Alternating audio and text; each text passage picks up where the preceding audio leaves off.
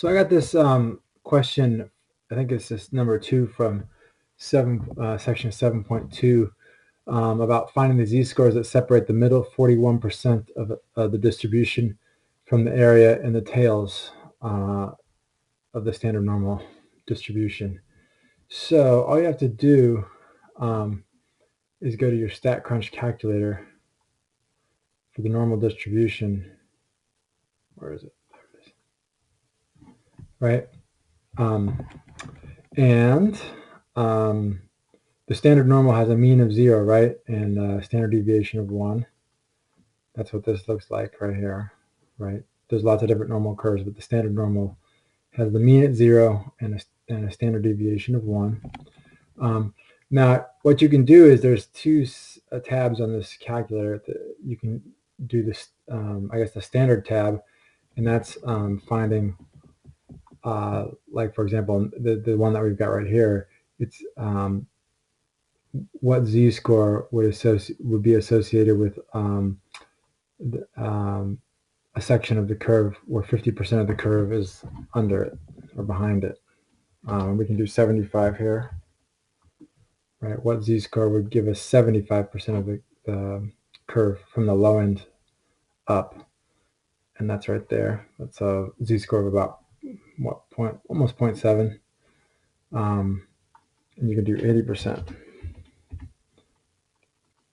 And that's a z-score. What this gives, this red shading is the 80% area, right, of the curve, and this is the z-score associated with it, about 0.8.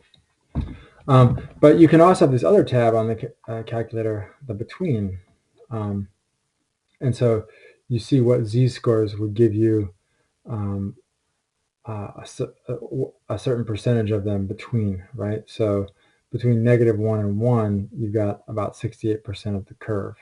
Okay, so what we want to do is we want to find out, I believe, what z-scores will have the middle 41%. Okay, so this is a little bit too big for us. We want to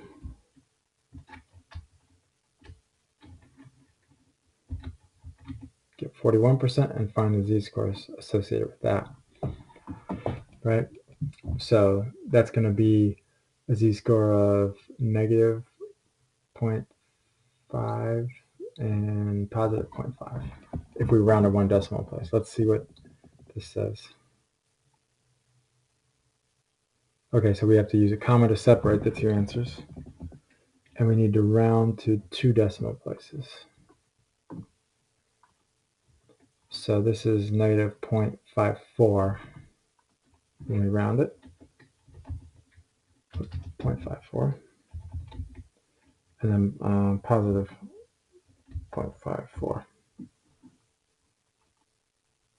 Okay, so that's just how to solve that one. StatCrunch gives you that 2 nice ways to do find the area under the curve and the z-scores associated with them.